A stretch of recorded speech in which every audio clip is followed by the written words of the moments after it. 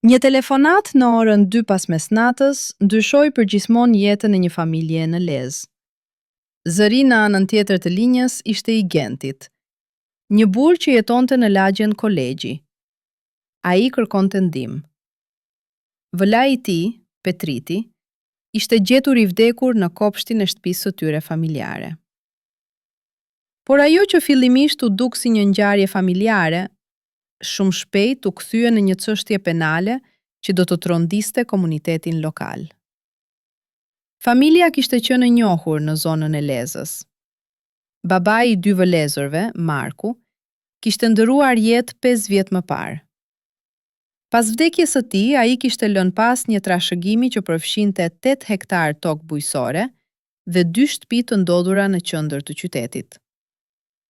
Marku kishte punuar gjithë jetën për të siguruar pasuri për fëmijët e tij.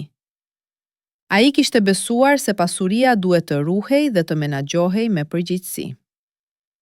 Testamenti që kishte lënë pas Marku nuk ishte ai që Genti priste. Sipas dokumentit ligjor, tokat do të ndaheshin në mënyrë të barabartë mes dy vëllezërve, por me një kusht të qartë.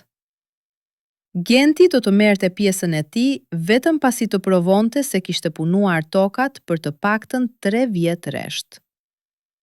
Ky kusht ishte vendosur për të garantuar që pasuria familjare të mos neglizhohej. Marku kishte qenë i shqetësuar për jetën e Gentit. Ai kishte pasur dyshime se djali i tij nuk do të ishte i qëndrueshëm në menaxhimin e pronës. Petriti, përkundrazi, kishte jetuar gjithmonë pranë babait dhe ishte marrë çdo ditë me punimin e tokave. Ai kishte qenë prezent në çdo sezon pune dhe kishte mbajtur gjallë aktivitetin bujqësor. Kur testamenti u lehtësua, Genti reagoi menjëherë. Ai e konsideroi vendimin si një padrejtësi dhe si një mungesë besimi nga ana e babait. Mosmarrveshjet mes dy vëllezërve nisën që në atë moment.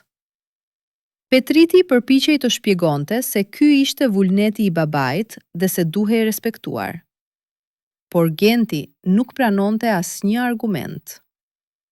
Ai kërkonte pjesën e tij pa kushte dhe pa vonesa. Për 5 vjet, marrëdhënia mes dy vëllezërve u përkeqësua vazhdimisht. Ata takoheshin gjithnjë e mëral. Sa herë që takoheshin, bisedat përfundonin me debate. Petriti vazhdoi të punonte tokat, përfshirë edhe pjesën që i takonte Gentit. Ai shpresonte se një ditë vëllai i tij do të kthehej për të marrë përgjegjësi. Në një natë janari, Petriti doli në oborin e shtëpisë për të kontrolluar një pompë uji që kishte probleme. Ishte natë dhe zona ishte e qetë. Në të njëjtën mbrëmje, Genti shkoi në shtëpinë familjare me arsyen se donte të diskutonte një herë mirë çështjen e tokave. Por Genti kishte marrë një vendim shumë kohë më parë. Në mendjen e tij, nëse Petriti nuk do të ishte më, tokat do t'i kalonin atij si trashëgimtar i vetëm. Kjo ide ishte përforcuar me kalimin e kohës dhe kishte zënë vend në mendjen e tij. Kur Petriti doli në obor, Genti e ndoqi pas. Ai kishte marrë një cekiq nga garazhi i vjetër. Pa thënë asnjë fjalë, e gaditi Petritin nga pas. Petriti ra në tokë. Genti vazhdoi ta godiste disa herë, derisa trupi nuk lëvizte më. Pas ngjarjes, Genti qëndroi për disa minuta në obor. Më pas, e tërhoqi trupin drejt një pjese të mbuluar të oborit. E mbuloi me qarqaf dhe materiale të tjera që gjeti aty.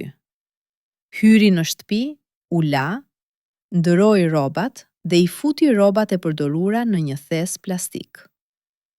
Ai planifikonte t'i shkatëronte më vonë.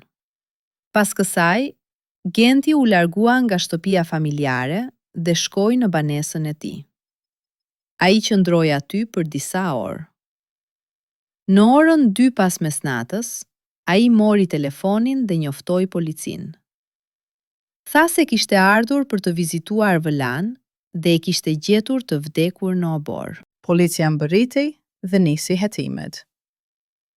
Mjeku ligjor konstatoi se vdekja kishte ndodhur disa orë më herët nga koha e deklaruar nga gjenti.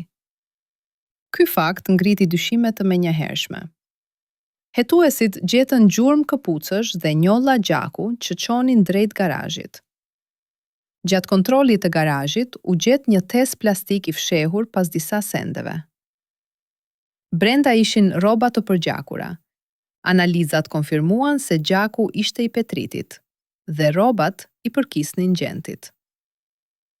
Gjatë hetimeve u zbulua se gjenti kishte kërkuar informacione ligjore për trashëgimin ditë para ngjarjes. Fqinjët dëshmuan se e kishin parë atë në shtëpinë familjare në mbrëmje dhe jo në orën që kishte deklaruar. Fillimisht gjenti mohoi gjithçka. Më pas ndryshoi versionin dhe tha se kishte pasur një grindje, por provat mjekoligjore treguan se Petriti kishte marrë disa goditje dhe nuk kishte pasur mundësi të mbrohej. Gjykata e Lezës e gjykoi gjentin për vrasje me paramendim.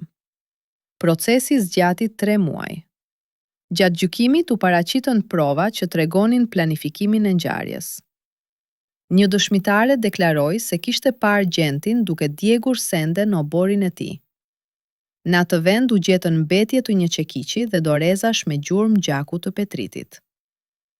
Gjykata e dënoi gjentin me 25 vjet burg. Pronat kaluan sipas ligjit te djali i Petritit. Nëna e 2 vëllezërve jetonte në një shtëpi pleq. Kur mësoi të vërtetën, ajo e vizitoi gjentin në burg dhe e pyeti për arsyeën e veprimit të tij. Gjenti nuk dha përgjigje. Sot tokat nuk punohen. Ngjarja mbetet një kujtesë e asaj që mund të ndodhë kur konfliktet për pronën dalin jashtë kontrollit. Asgjë nuk mund të kthejë jetën e humbur dhe pasojat mbeten për gjithë jetën. Nëse edhe ju apo dikush që njihni keni përjetuar histori të ngjashme dhe dëshironi ta ndani me ne në mënyrë anonime, mund të na shkruani në faqen tonë. Ne jemi këtu për t'i dhënë zë atyre që janë heshtur për vite me radhë.